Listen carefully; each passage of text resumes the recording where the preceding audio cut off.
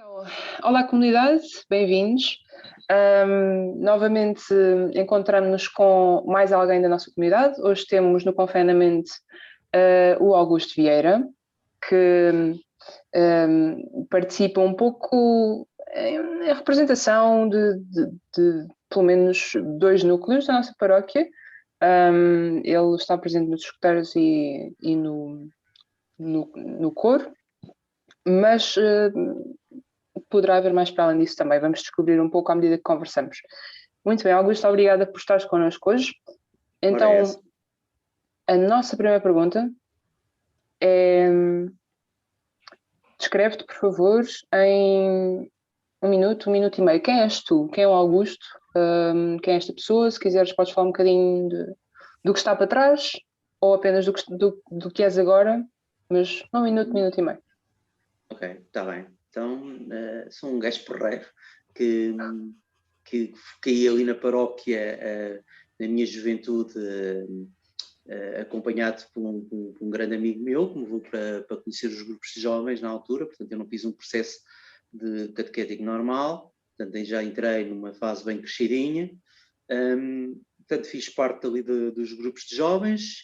Depois comecei-me a interessar pela vida do agrupamento. Foi quando ingressei no movimento escutista e pronto, tenho permanecido até hoje. Passei por muitas coisas dentro da paróquia, fiz muita coisa mesmo, conselhos pastorais, fiz parte da comissão de festas, fiz muita coisa, fiz teatro, fiz muita coisa. Atualmente o peso da idade leva-me a estar mais sossegadinho, continuo só como escuteiro e pertencer ao coro, como é óbvio. Entre essas coisas todas, consegues dizer-nos porque o que acabou por sobrar, não é sobrar, mas o que é que a tua força foi anulando mais para os escuteiros e mais para o coro? O que é que fez as outras coisas irem ficando? Eu fazia as coisas paralelamente. Eu não deixei de ser escuteiro e não deixei de ter uma vida ativa noutros grupos da comunidade. Portanto, eu fazia as coisas paralelamente. Portanto, eu estava nos escuteiros, tinha um grupo de jovens, fazia parte da comissão de organização das festas, fazia teatro também. Portanto, eu tinha uma vida super mega ocupada. Praticamente todos os dias eu tinha que ir à paróquia porque tinha uma reunião de um tema diferente. Portanto, não havia a necessidade de escolha. Exatamente. Portanto, eu conseguia abarcar várias coisas ao mesmo tempo, sim. Várias coisas ao mesmo tempo. Portanto, era um fulano dos 7 instrumentos. Ok. Então, pensando... bem, vou alargar um bocadinho a pergunta que eu ia fazer a seguir. Minha pergunta vai passar a ser, dentro da tua experiência de teatro e da tua experiência de escotismo, conta-nos uma aventura ou duas vividas nesses contextos. No teatro era a emoção de entrar em cena.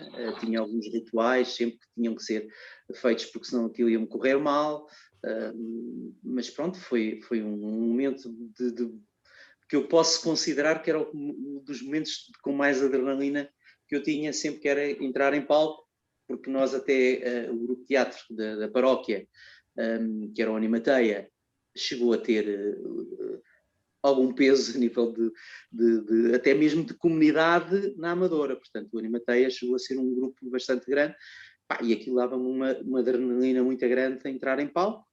Tinha que ser sempre fazer os meus rituais todos para que aquilo entrasse sempre no tempo certo, e que senão ia-me correr mal. Se não fizesse as coisas daquela maneira, fazia bem a primeira vez, então a partir dali para a frente tinha que fazer sempre. O pentear tinha que ser sempre da mesma forma. Tudo ali tinha que ser rigoroso. As mesmas cuecas.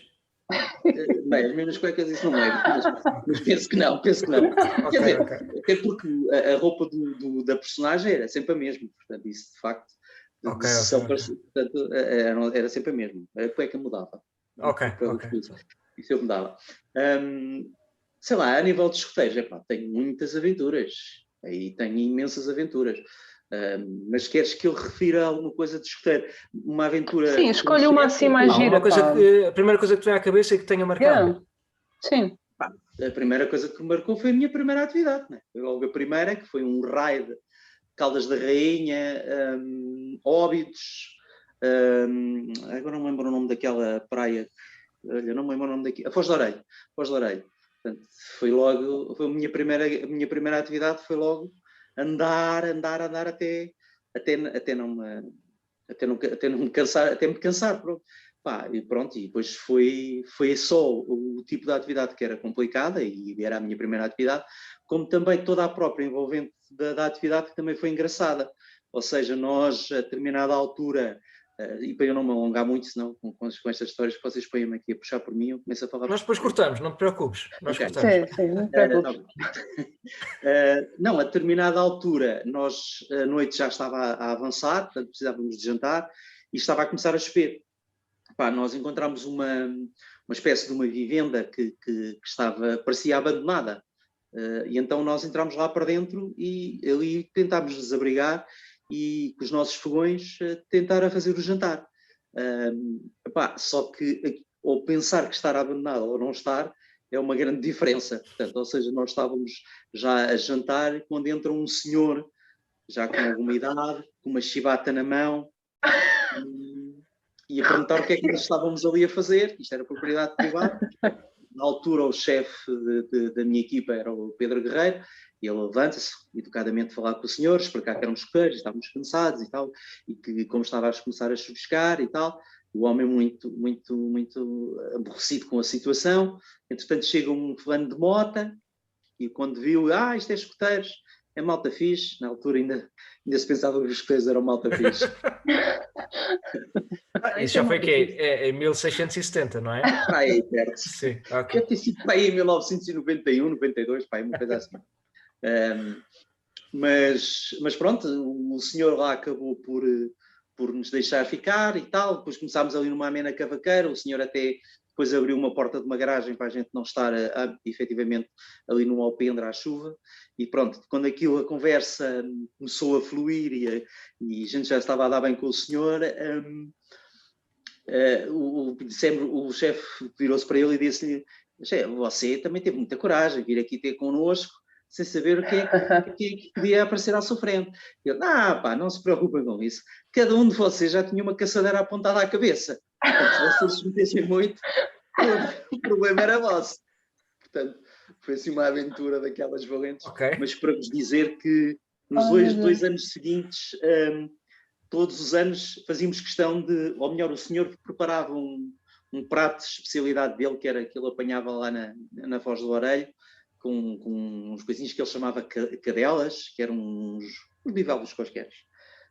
E que apanhava e que fazia um arroz daquilo, e eu fazia questão. Então todos os anos nós íamos lá almoçar com ele. Portanto, ele fazia essa questão. Tínhamos que levar assim com umas secas grandes, ver o filme do casamento dos filhos e coisas assim. Pronto, fazia parte. Mas tudo para não levar um tiro de caçadeira na cabeça, não é? Pronto, por isso acho que... Mas pronto, isto como elemento. Agora, como chefe, também tinha muito mais histórias também para vos contar, mas acho que não vos quero dar como chefe, deixo a próxima pergunta, que é: tu és ou foste o chefe dos Lobitos? Eu fui, durante 26 anos, o chefe dos Lobitos. E agora já não és? sou o chefe do agrupamento. Ok. Sentes diferença? Sentes saudades de alguma coisa como o chefe dos Lobitos? Não, sinto imensas saudades de ser chefe dos Lobitos. Repara que não é normal um chefe manter-se tanto tempo numa secção. Portanto, eu sempre me mantive naquela secção, não por necessidade, mas por vontade própria. Portanto, ou seja, eu gostava muito daquele escalão etário e sempre me quis manter ali. Não é que fosse desafiante ir para outros escalões etários, mas eu sempre gostei muito daquele escalão etário. Identificava muito com aqueles jovenzinhos. E então sempre fui mantido por ali. Portanto, durante muito tempo fui conhecido como o Aquelá mais antigo da região de Lisboa. Ou seja, o Aquelá que estava há mais anos na mesma secção consecutivamente. Portanto, a nível regional eu era conhecido dessa forma. Portanto, se alguém a nível da regional me vir neste filme, vai perceber, olha, o chefe dos Lebitos da Amadora, este vai ser. Portanto, que é o chefe de agrupamento, isso é uma coisa que não já nem tens nome, é simplesmente o chefe dos Lebitos. Não... Quase isso, é quase okay. isso. É quase isso.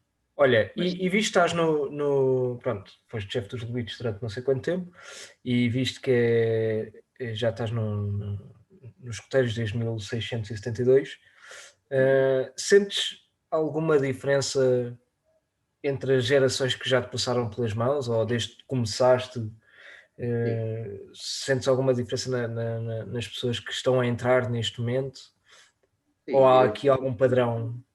Eu até em alguns conselhos de pais, eu partilhava, portanto, essas minhas experiências do que era do passado e aquilo que sentia para agora.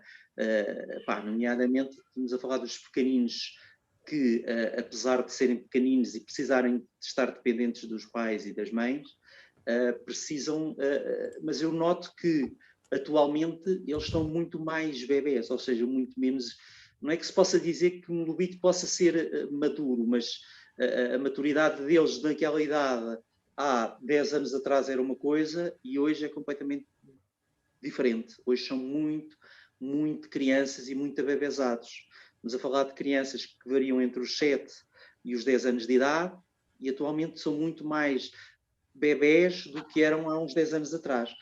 Outra coisa que eu também noto muito é que os miúdos naquela idade tinham uma imaginação muito fértil e rapidamente inventavam brincadeiras com alguma estrutura. Quando nós tínhamos coisas para preparar, peças para o fogo conselho, eram muito imaginativos e trabalhavam muito este lado da imaginação.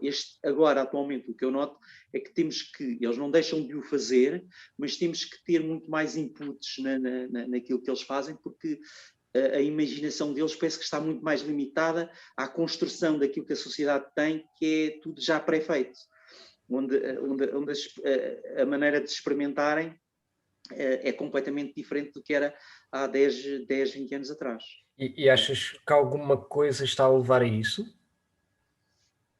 Eu acho que tem a ver com a evolução da sociedade. Eu não estou a dizer que isto é mau ou é pior, ok? Sim. Mas mau ou é pior. Esta foi boa. Não estou a dizer que isto é mau ou é bom. O que eu quero dizer é que há uma evolução que pode ser negativa no sentido de eles se tornarem... Outra coisa que eu também acho que eles estão-se a tornar muito mais individualistas, vivem muito mais o eu do que propriamente estarem a perceber como é que se vive em grupo, porque eu no meu tempo ia para a rua brincar com carrinhos e com caricas, não é? Portanto, as coisas são completamente diferentes. Hoje ninguém vai para a rua, não é? Brincar. Ninguém brinca sozinho na rua com os amigos. Quando muito há ali um encontro que os pais promovem num jardim não sei das quantas e com uma atividade temática que já está toda preparada e não sei o quê, enquanto que eu no meu tempo, e estou a falar nos Lebitos há 20 anos atrás, se fazia as coisas de uma forma diferente. Portanto, ou seja, eles eram muito mais espontâneos do que aquilo que são hoje.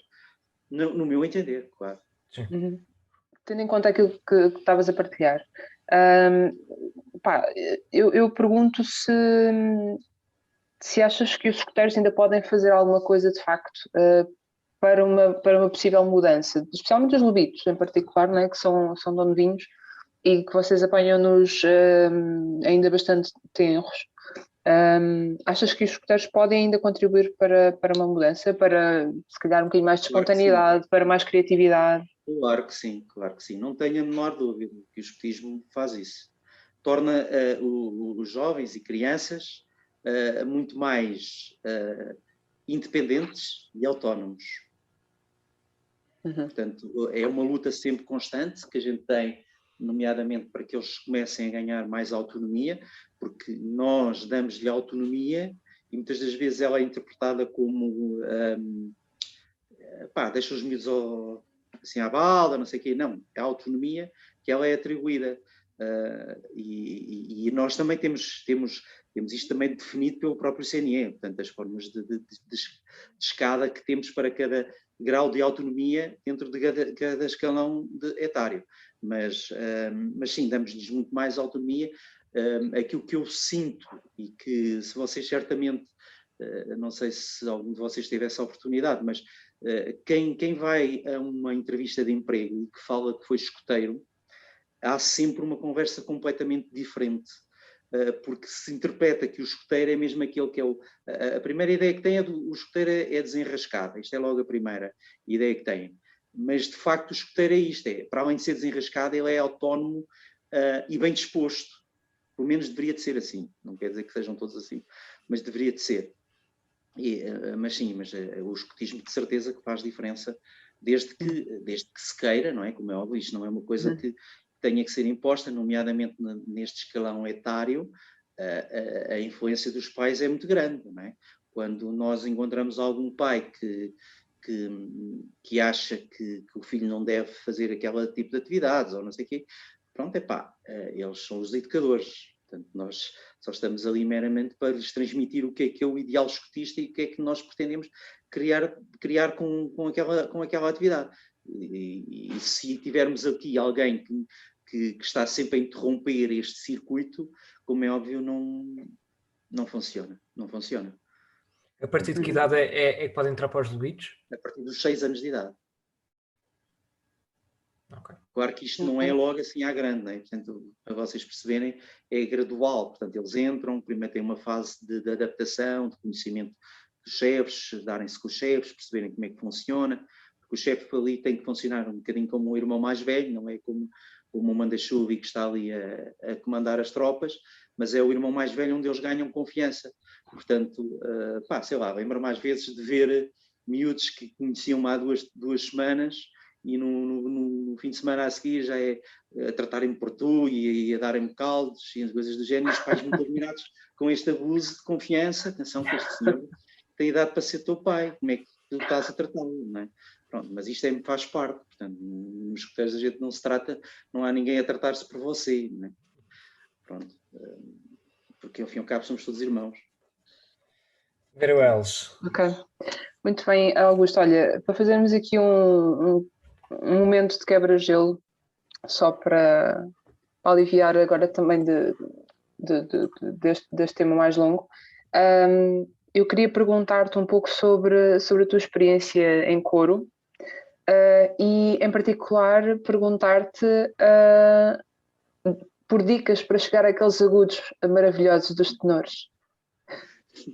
É assim, isto tem a ver com a voz com que nós nascemos, não é? Portanto, eu tenho voz fininha, olha.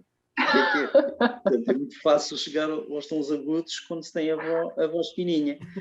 E depois também há algum treino também, não é? Também faz parte andarmos no coro e ir aos ensaios para poder ir chegando cada vez mais aos tons que a nossa maestrina vai exigindo, que sabe que somos capazes de atingir, e vai exigindo de nós, não é? Mas sim. Então não há fórmula mágica, é isso? Não tenho a fórmula mágica. Okay. Claramente a fórmula difícil. É ser Augusto. Sim. A forma é difícil ser-se baixo e tentar fazer um tom agudo. Isso é que é complicado. O quê? 1,50 m não dá? 1,50 m depende das tuas cordas vocais. Mas sim, não tem a ver com a tua altura não tem a ver com a tua altura, mas sim com as tuas cordas vocais. Pronto, está bem. Olha, se bebes muita aguardente, possivelmente és capaz de safar. Pronto, lá está. Ficares com a voz rouca, talvez para baixo, é capaz de dar. Sim. Mas pronto. Muito bem, olha, ainda no contexto dentro da igreja e no que diz respeito aqui ao serviço na Eucaristia, nós sabemos que és ministro extraordinário da comunhão e queremos perguntar-te o que levou a aceitar este desafio e como é que é conjugar isto com o coro. Ora bem, então, é assim, já sou de facto ministro extraordinário da comunhão há alguns anos, as coisas chegaram-me pelas mãos do atual Cónigo Marim, não é? Na altura o Cónigo Marim, não sei se vocês têm essa percepção, ele não era muito de fazer convites, ou seja, ele quase que impunha. Ou seja, tu vais fazer isto porque eu quero, mas pronto.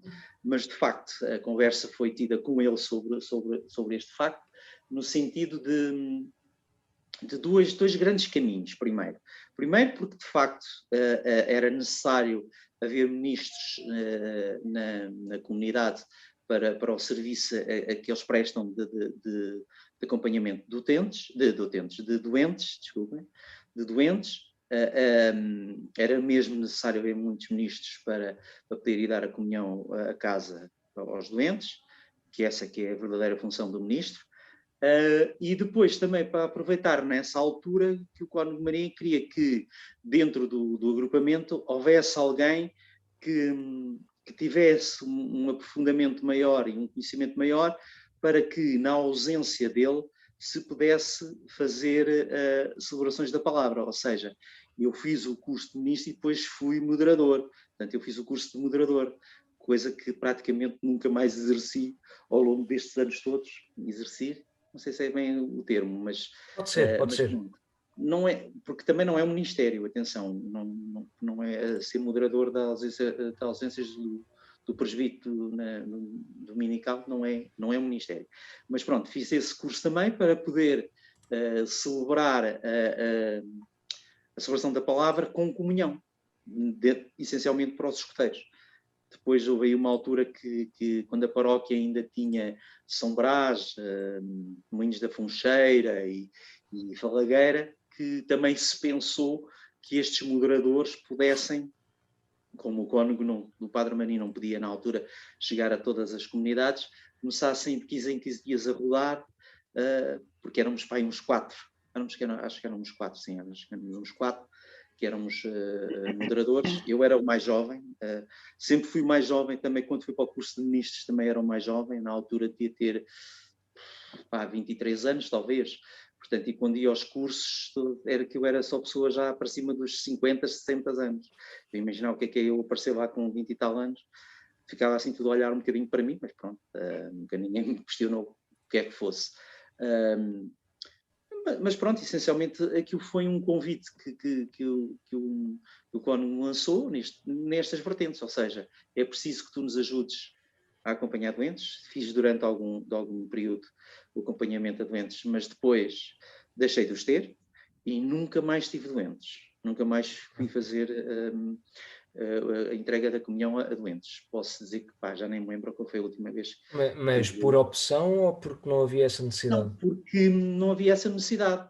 Pelo menos que tivéssemos conhecimento, não havia essa necessidade. Okay. Ou seja, depois já havia muitos ministros, essencialmente, depois nós temos a nossa vida profissional, portanto, limitava-nos também um bocadinho em termos de tempo. Sim. Ou seja, aqui ficava ali um bocadinho fechado o tempo para poder acompanhar os doentes. Então, primeiro davam preferência, entregavam doentes a quem já estava numa situação profissional em que podiam estar disponíveis durante a semana, ou outros dias do fim de semana, pronto. Então, quem estava mais ocupado, tanto profissionalmente como com as atividades da comunidade, ficava um bocadinho mais de subselente, digamos assim, ou de suplente. Sim, sim.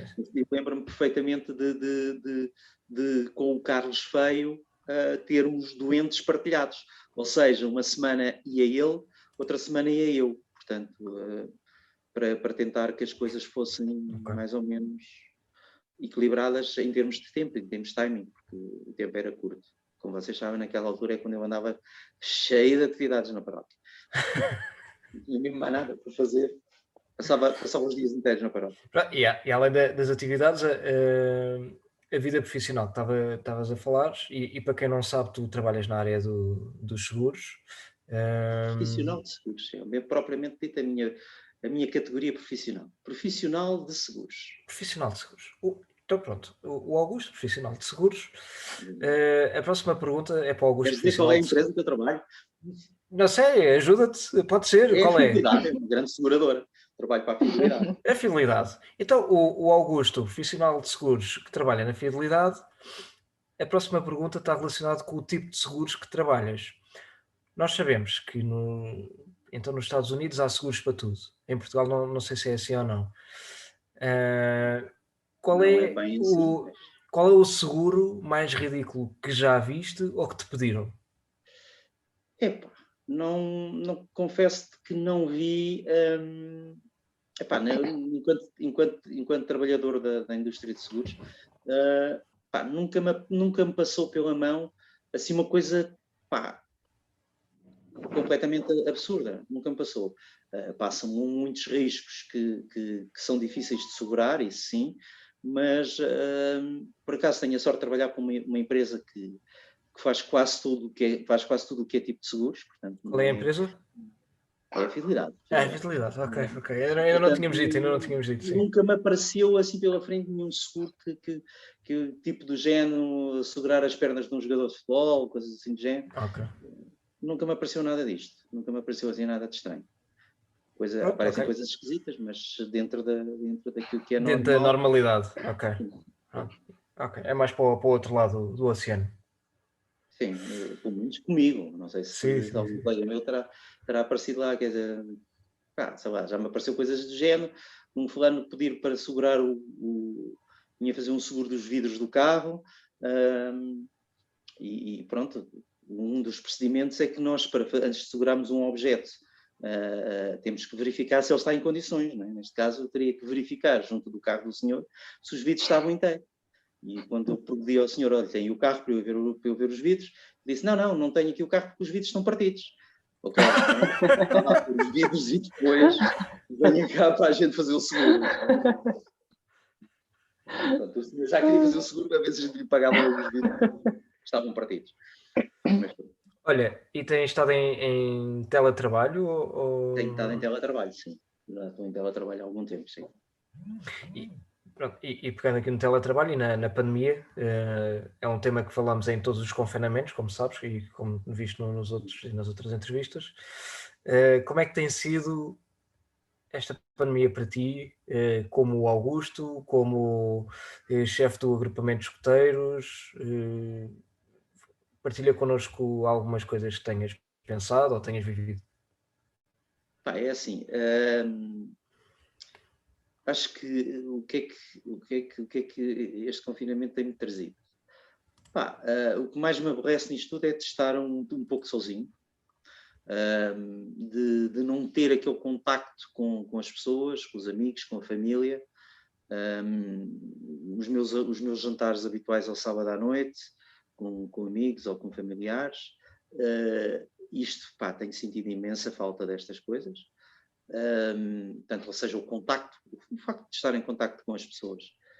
Profissionalmente, eu trabalho numa área comercial, lá está, o contacto também faz-nos falta, para que nós possamos vender bem o produto e estar a conversar com as pessoas. O estar cara a cara é muito mais simples quando estás no decorrer de uma conversa, perceberes qual é a necessidade que a pessoa tem para comprar um produto, enquanto que neste confinamento, tudo o que temos é muito virtual, é muito pouco palpável. São os ecrãs, sim. Exatamente.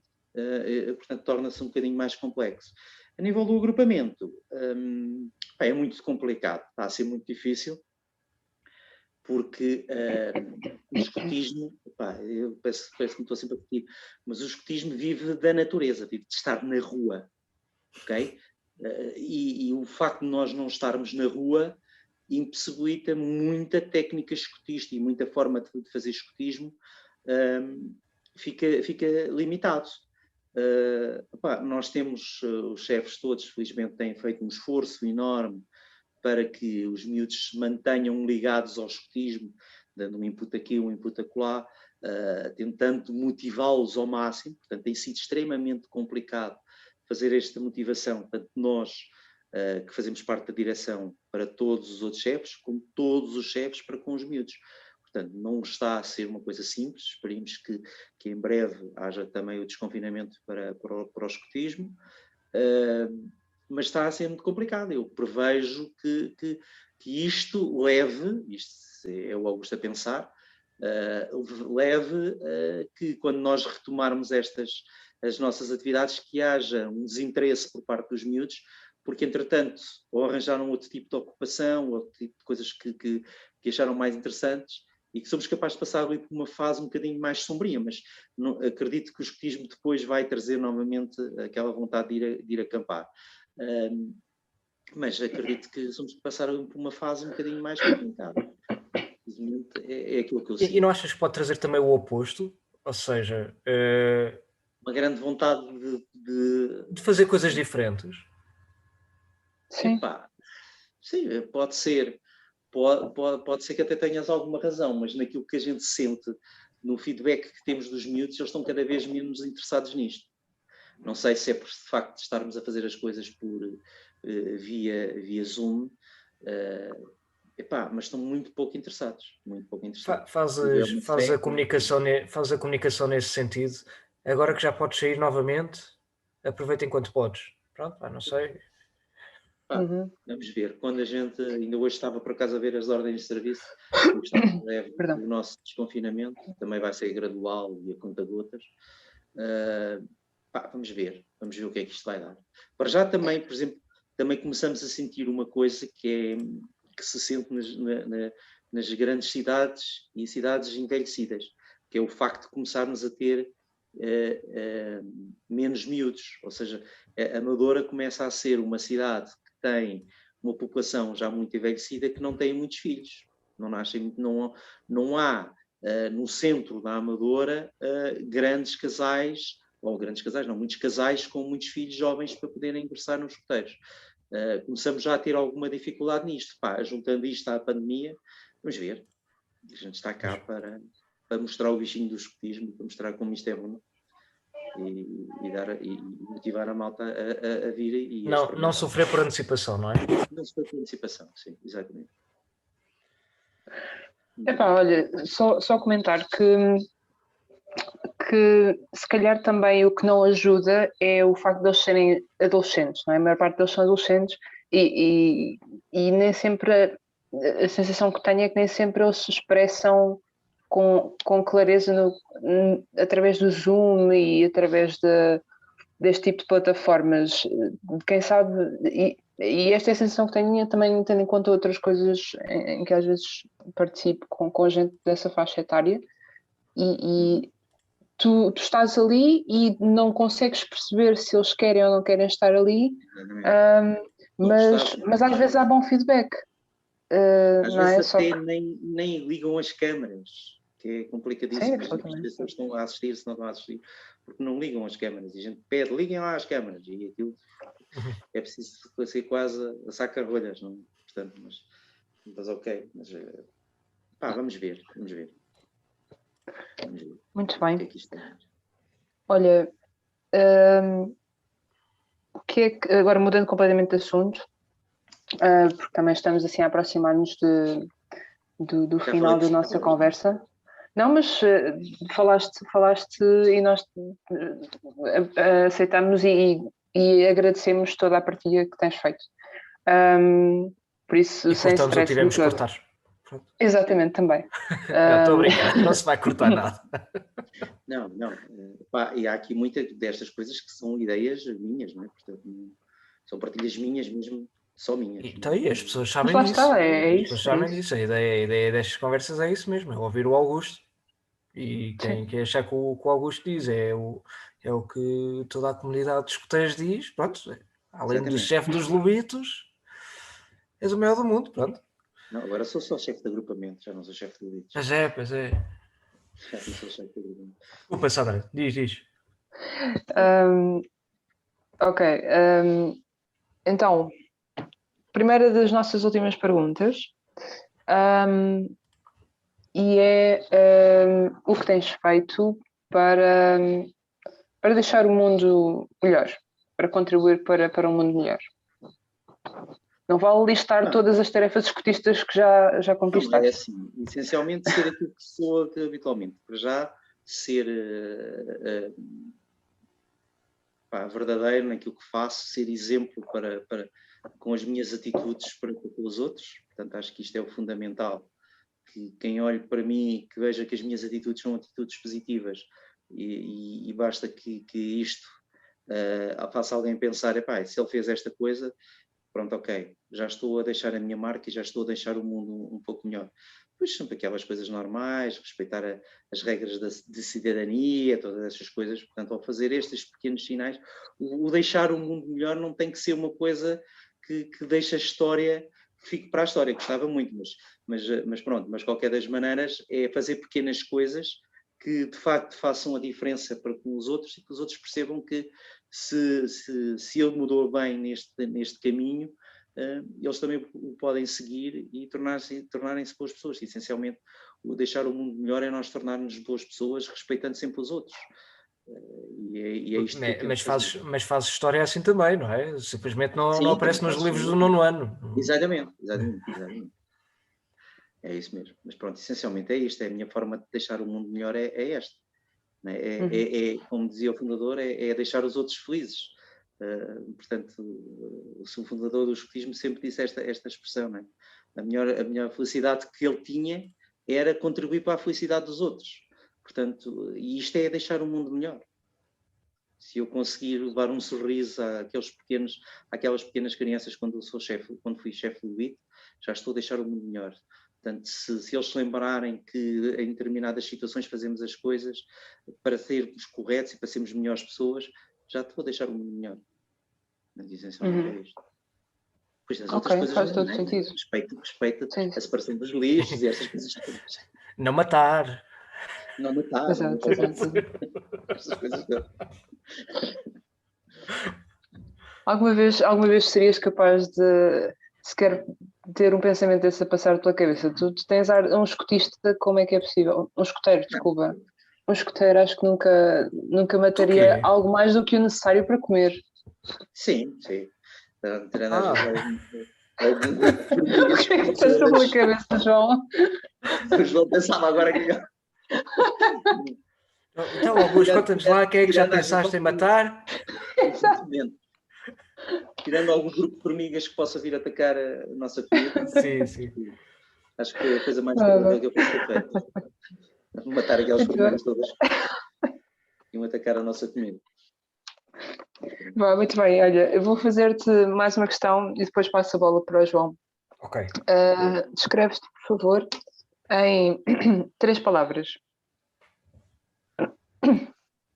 Isto é uma coisa complexa de dizer, porque é mais fácil os outros falarem de mim do que eu falar de mim.